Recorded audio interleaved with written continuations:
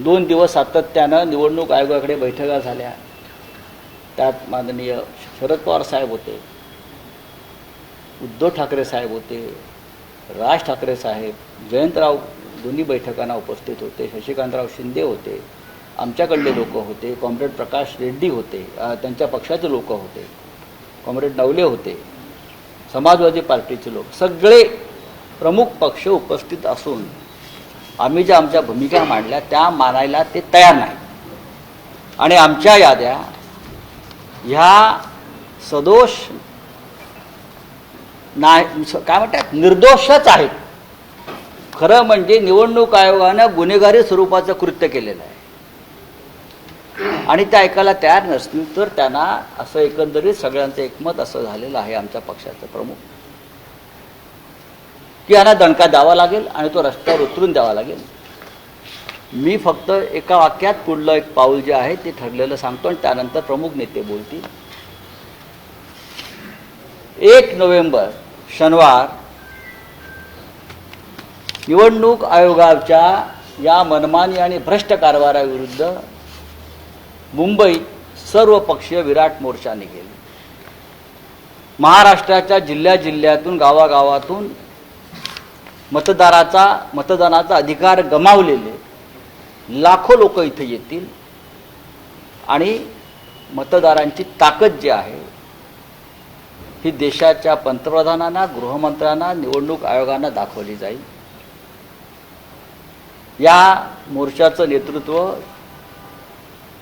माननीय शरद पवार साहेब, माननीय उद्धव ठाकरे साहेब, माननीय राज ठाकरे साहेब, काँग्रेस पक्षाचे ज्येष्ठ नेते, आम्ही त्यांना निमंत्रण देऊ.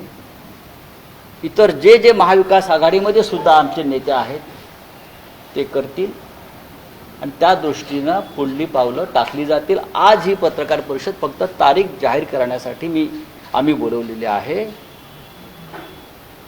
अजून एक महत्त्वाची पत्रकार परिषद होईल या सगळ्या नेत्यांसह.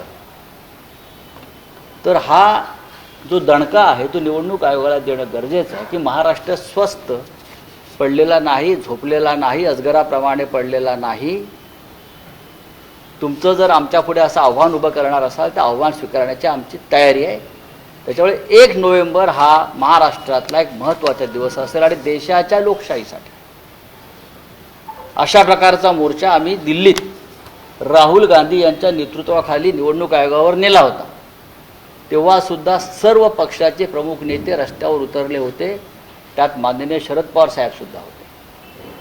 स्वतः आम्ही सगळे होतो, खासदार होते, इतर नेते होते आणि त्याच पद्धतीनं महाराष्ट्रामध्ये मोर्चा निघेल.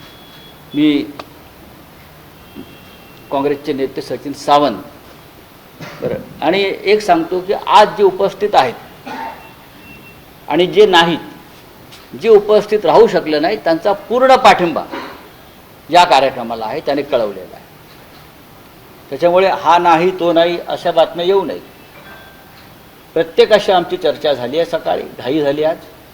प्रत्येकाचा पाठिंबा या आमच्या आंदोलनाला आणि मोर्चाला आहे. मी सचिन सावंत जे आहेत आमचे त्यांना आपली भूमिका मांडण्यासाठी विनंती. आता isakal.com आहे देशातील नंबर 1 ची मराठी न्यूज वेबसाईट. प्रत्येक अपडेटसाठी isakal.com ला नक्की भेट द्या.